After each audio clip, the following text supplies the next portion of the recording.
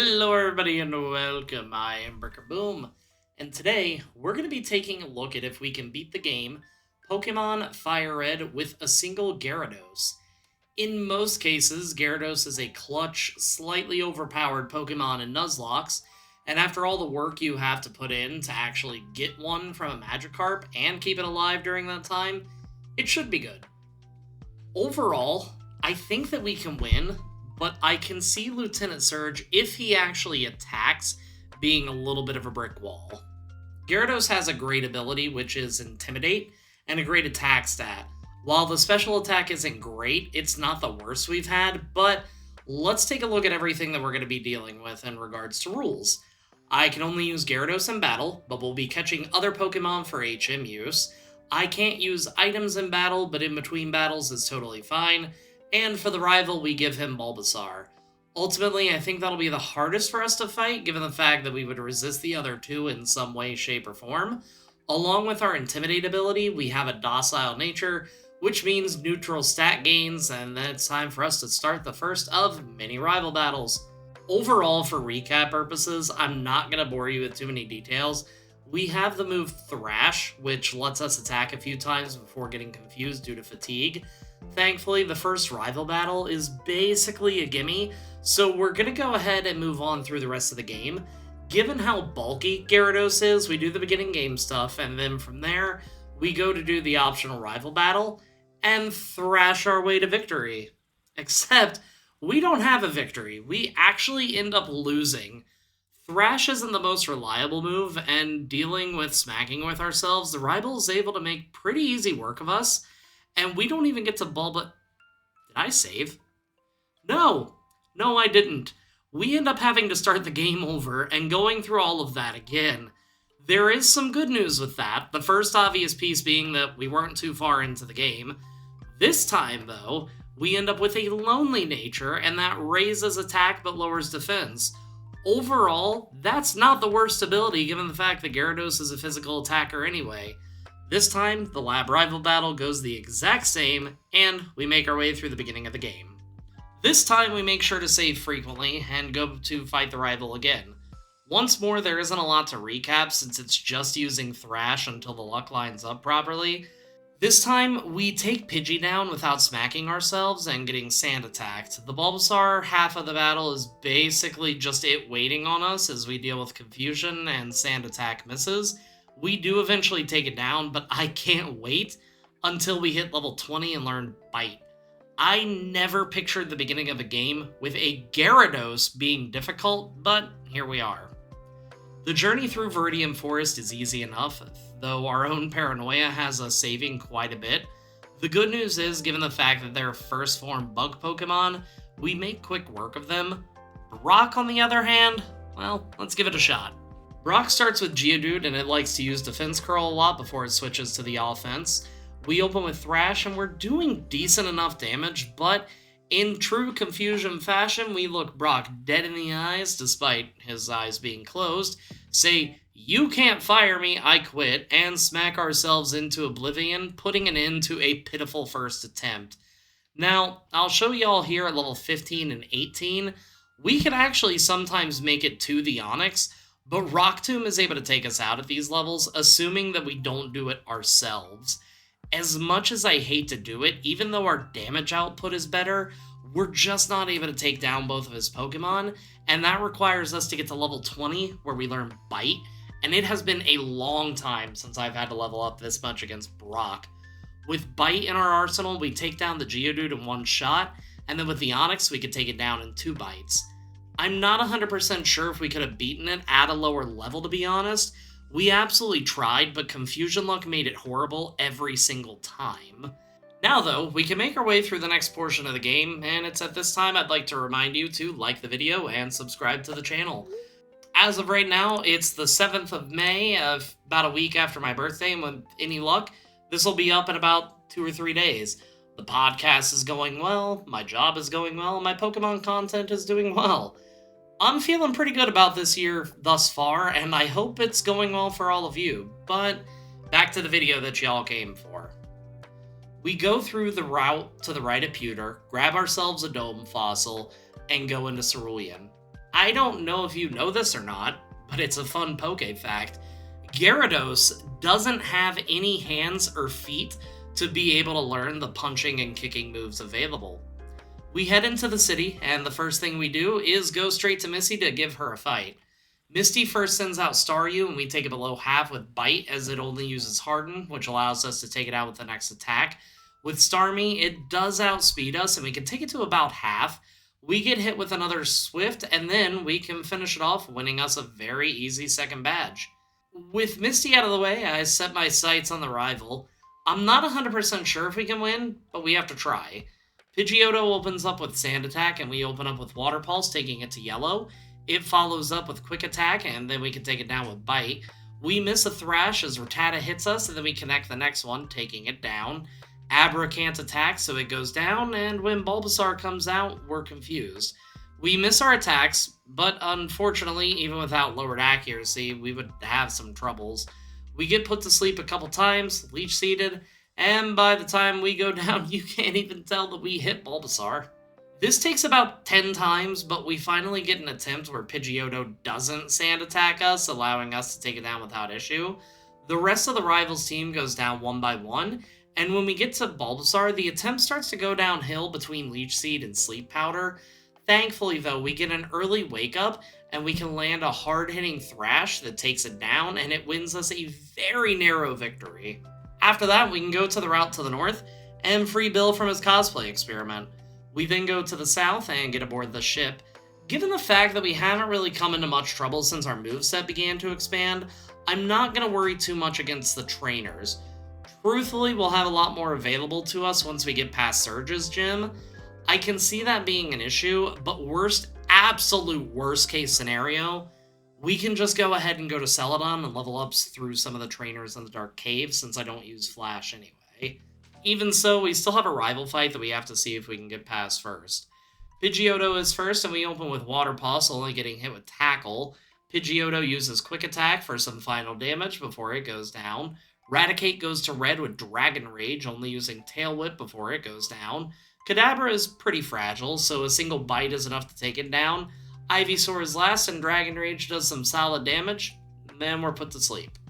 Thankfully, though, we only stay asleep a few turns and don't get leech seeded, so when we wake up, we're able to deliver a hard-hitting final shot to take it down. We give the captain a rub down, and then it's time to deal with some trash cans in the gym. All too soon, it's time to fight Surge, and I could see this going either way. Worst case scenario, like I said, we go through the cave, do the grass gym, or level up elsewhere if needed. Voltorb goes down to Thrash, and then when Pikachu comes out, it also goes down. When Raichu is up, it paralyzes us immediately and then begins to use Double Team. A lot. After 4 or 5 turns of being paralyzed or missing, we finally connect to Thrash to take it out and win the battle, thankfully doing so before Raichu could go on the offensive. With Surge out of the way, this game is going to get either a lot easier for us or a lot harder. We'll get a lot more moves open to us, but we'll also have Erica, who resists most of our moves. Koga is just all-around tanky, and the Silph Co rival fight, which is an all-around pain just to try and get through. But we do at least have an easy Giovanni fight, and hopefully a pretty easy rival fight in the tower as well. Also, if you haven't had the chance, make sure to check out our Scheduling Conflicts podcast. Myself, Parker, and the baby Rhino have had a lot of fun with just chatting about life, games, movies, and our childhoods. Also, Discord, Patreon, all that other stuff you'll see links for if you end up wanting to check out something other than my Pokemon content. But for now, let's go ahead and see how the fight against Giovanni goes. Giovanni sends out Onix first, and despite us not being a special attacker, we are absolutely keeping Water Pulse for now, and we take it down. Rhyhorn is up next, and we can repeat the process, taking it down as well in one shot. Kangaskhan is the last up, and we use Twister just to test damage, and yeah, it's still pitiful. And that was a crit. Mega Punch does about half-ish, and we swap to Return, taking it to yellow as it follows with a weak Bite. After that, we can go ahead and take it down to win the battle. After that, despite my better judgment, I go to Erica. There's a chance we won't be ready for this particular gym, but we'll see what happens. Victory Bell is up first, so we use Return, taking it below half as it uses Stun Spore. Gross. Mega Drain heals it for a bit and then it goes down. Tangela's next, so we take it to red, and Erica heals up, and a few returns later we can take it down. Last but not least is Vileplume, and we stay paralyzed way too many times as we slowly get Giga Drained into unconsciousness. Okay, so that was silly. On the second try, it's literally the same thing without being paralyzed a dozen times against Vileplume. We do get the full para while going against Tangela, but since it's so much worse than Vileplume, it honestly can't do much. We do have less HP going into the Vileplume battle at this point, but since we don't stay paralyzed, we can take it down this time, and that wins us the battle. A quick trip back to the tower, and we can take Pidgeotto down in one return. Gyarados having Intimidate against our Gyarados is a pain, but Gyarados hits Gyarados a few times, and then Gyarados goes down after a strong attack from Gyarados. Riveting commentary, isn't it? Growlithe goes down to Water Pulse, and then Kadabra goes down to Bite. With Ivysaur, we could take it below half, and for some reason, it only uses Poison Powder rather than Sleep Powder, so that allows us to take it out. Had it put us to sleep, we would have probably been destroyed. Again. Alrighty, we can go through the next part of the game, and I'd like to welcome you to the new segment of FireRed videos, Safari Zone Scramble. I don't know if you know this or not, but the Safari Zone is just awful. The RNG feels like it is so ridiculously stacked against you. The rules of this are simple. We make our way through the Safari Zone to grab the teeth and surf, and along the way we chuck as many Pokeballs at Pokemon as they will allow them. So, for the first round of this particular game that I made up because I gotta do something to stay sane, we catch Nidoran Female, Nidoran Male, Paris, Nidorino. Now, we don't catch it, but we encounter and execute 4 times in a row. And then we catch a Nidoran Male again. Venomoth is the last encounter we have, and we throw our last 7 balls at it. But it's fine. It's time to fight Koga. It's not like we can use him in battle anyway. Though that would be a fun video idea. Go through the Safari Zone, catch as many Pokemon as I can, and then have to build a team off of that. No evolving, nothing. Just whatever I catch. Anyway, Coughing is first, and we take it to red as it hits Sludge. Koga heals up, and then it goes down. Muck only spends time trying to set up, so it goes down without too much of an issue. The next Coughing does get in a hit before it goes down to a few returns, and then when Wheezing comes out, it immediately goes for the Toxic strat. However, Koga has healed previously, so we can take it down, win the badge, and then run off to Silph Co.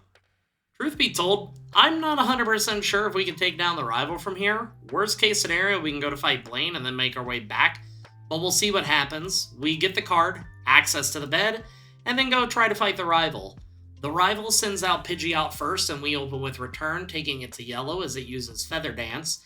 The Gyarados lowers our attack even further, so we're not doing much against it, and it takes a while to take it down. Good news is it's only using Bite, so it's not doing too much to us, to be honest. Growlithe goes down to a Water Pulse, and then this tells you how much our attack has dropped. We don't even one-shot Alakazam anymore. Thankfully, it only Calm Mind, so we can take it down with the next turn. Venusaur, we're not doing too much damage, and we're getting put to sleep. Razor Leaf is whittling us down further and further. We wake up and we're essentially banking on multiple flinches from Bite, and then we swap over to Return thinking that we have enough damage output, but we only take it to a sliver and then go down. Keep in mind, that was actually our best attempt. I think, honestly, with just a level or two, we'd be able to do appropriate damage. The other deciding factor, in all honesty, is how many turns we end up staying asleep. So with that in mind, we go to Cinnabar. We can make our way through the mansion and the gym. Absolute worst case scenario, we can also fight the trainers in the fighting gym and any of the trainers in Silph Co that are remaining, but we're gonna see if we can get past Blaine first. And real talk, it is not a difficult battle by any means. We can one-shot both the Growlithe and the Ponyta, and while we don't one-shot the Rapidash, Blaine wastes every healing potion in Kanto keeping this Pokemon conscious. When it finally goes down, we take Arcanine down well below half and it uses Takedown. After that, it goes down and that's one more badge in our pocket. Now that we're more than halfway through the game, I completely forgot to talk about this Pokemon's performance, and overall, I can see why people prefer to have this during a Nuzlocke.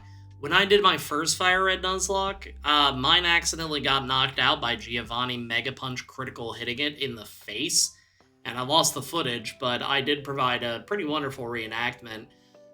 The Intimidate ability is huge, but for a solo run, it's kind of meh. Trainers send out their weakest Pokemon first, and we have no way to switch in to be able to make the Intimidate worth it or even build up. It has a solid attack, as we know, and a decent enough moveset. I think that Lorelei, Bruno, if Rock Tomb connects, Lance, and the final rival fight might be a problem, but we still have a bit of the game to go, and I hope you're enjoying the video. Also, Pokemon Shorts is still going up every single day if you are interested in that. With this, I want to say within the next month, we'll be finishing Johto, and then moving on to Hoenn. Oh hey, we have a rival to talk to. Pidgeot is first, and we open up with Return, and we can take it to Red. This time we don't get Feather Danced, and it attacks, so we can take it down with some attack intact. Try saying that 5 times fast. Gyarados is next, and we can take it to almost half as it uses Dragon Rage, then we take it to Red. Thankfully, it only follows up with Bite, and it goes down. Next up is Growlithe, and it's still a one-shot to Water Pulse. Alakazam is out, and since our attack was only dropped by Intimidate, we can, almost take it out. But once again, it only Calm Minds, and then we can take it out.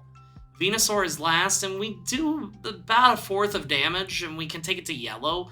It misses Sleep Powder not once, but twice, and then we can finally take it down, and that wins the battle. Finally. After a quick heal up, we go to fight Giovanni, and I'm gonna be honest, mana's never gonna be a problem with us having a water move. We go through the entirety of the battle taking 1 hit during the entire time as we drown the entirety of his team. Ground is just such an unfortunate typing, and man should have absolutely kept that Kangaskhan rather than 2 Rhyhorns. But let's see if Sabrina is going to be any kind of challenge. And no, turns out not. Her entire team is a full one-shot. Alakazam is a critical hit, which I don't think mattered, but I'm not going to complain. Let's see if Giovanni is any different, which I doubt. And yeah, Giovanni is also almost a one-shot. We get hit with 1 attack during that entire time, and that's all of the badges. Alright, time to see how we do against the rival before the Elite Four. Pidgeot goes down to 2 returns, and Rhyhorn is a one-shot. With Gyarados, we hit it with Return, and it hits Hydro Pump, thankfully not doing much. The next return is a critical hit, so it goes down with the next shot, and Growlithe is a one-shot as well with Surf. Alakazam Calm Minds, and we take it to Red with Return, and it thankfully only uses Calm Mind and misses a Disable. With that, we level up and can learn a very fun move, Dragon Dance. Venusaur is a critical hit, taking it to Red as it misses Razor Leaf, allowing us to take it down and move on. That went a lot better than I thought, but now that we have access to Dragon Dance, that should make the next battles we have going forward a bit easier. I will admit it doesn't help with any special moves that we may need, but Return will be plenty powerful assuming we can set it up. With Dragon Dance, we'll be able to outspeed just about anything else. We do take the opportunity before going to fight the Elite Four to do a little bit of shopping, and then we go to fight Lorelei. Dugong is first, and we set up 3 Dragon Dances as it sets up Safeguard, hits an Ice Beam, then sets up Hail. Cloyster goes to Yellow with Return, and it sets up Spikes before going down. Slowbro goes to Yellow, sets up Amnesia, and then it goes down. Jinx is a one-shot, and then with Lapras, it goes below half, and the berry takes it well out of healing range. It does hit us hard, but since we can survive the hit, we can then manage to take it out. I'm not used to having successful Lorelei attempts, and I don't know how to feel right now. Bruno. And we set up a few Dragon Dances, then take it out with Surf while it smacks us with some Rock Tombs. But the good news is that even with getting hit with Rock Tomb, due to Dragon Dance, our speed isn't lowered. When Hitmonchan is out, we can take it out in one shot. With Machamp, it goes below half, but thankfully misses a cross chop before it goes down. After that, the Hitmonlee and the last Onix are both a one-shot, and that wins us the battle. Let's try Agatha. Agatha sends out Gengar, and we use Surf for not even half. It hits us with Toxic and Confused Ray and continues setting up Double Team. We do end up resetting before we go down because we know at this point we're not going to get past the Gengar, and just the Gengar takes us a while to get past. We try leveling up, and at 55 we're attempting Bite, Surf, but Confuse Ray plus Toxic is still wrecking most of our attempts. Given the fact that we can't do enough damage to Gengar to even take it down, Agatha will just heal up, and that's another turn that Toxic just gets the opportunity to rack up even further damage because it doubles every turn. So at level 65, we can take Gengar to yellow as it sets up Double Team, and then we can take it down with one more Surf. Golbat is next, and we take it to red with Thunderbolt. It heals, and 2 turns later, we take it out. 2 Surfs take out the Arbok. As Gengar comes out, we Surf it. It hits Sludge Bomb to poison us, and then we take it down. When Haunter comes out, we get taken down to 6 HP, and Surf takes it to a Sliver. And just when I think we're going to have to try again, it uses Curse and knocks itself out. Thank God. Let's go fight Lance. Lance starts with Gyarados, and we intimidate each other, and I set up some Dragon Dances before taking it to a Sliver with Return. Lance heals up, and then we can knock it down a couple turns later. Aerodactyl's next, and we actually freeze it with Ice Beam, so we can safely knock it out with Surf. Both of the Dragonairs are a one-shot apiece. With Dragonite, we can take it to red. It sets up Safeguard, and the berry activates to take it well out of healing range, and that lets us take it down to win the battle. With one more rival fight, I'm gonna be honest, we end up losing this a lot. Don't get me wrong, Sand Attack and Feather Dance are a cause, but the main issue in this particular one is Arcanine. Extreme Speed is just wrecking us. So after a lot of losses, at level 70, we try again. Pidgeot goes to yellow with Return, and we set up 3 Dragon Dances with our Maracas and Shimmy and Shake as it Sand Attacks, and then hits us a few times before we take it down. Rhydon is next, and we can take it down with a single Surf. Alakazam is a one-shot, and so is Gyarados. With Arcanine, we can take it to a Sliver with Return, and he gets healed and then goes down. With Venusaur, we return it to take it to yellow as it sets up Solar Beam, which allows us to knock it out, winning us the battle and the run. Overall, I had a lot of fun with that particular run, and I hope that you did too. At the time of writing this, I'm planning my birthday stream this Saturday, so if you're bored on May 11th, between the hours of 10 a.m. to 10 p.m. Eastern Time, make sure to pop into my Twitch stream. We'll be building Legos, playing Turnip Boy Robs a Bank, Dead by Daylight, probably eating some food, and just kind of hanging out vibing for a while. I gotta get some work done, so I'm not gonna make this too long, but we'll see what happens through the rest of the week. Anyway, Patreon, Discord, you know the drill. As always, if you like the video, even if you didn't like the video, hit the like and subscribe button, because it really does help me out. And until next time, everybody, peace out.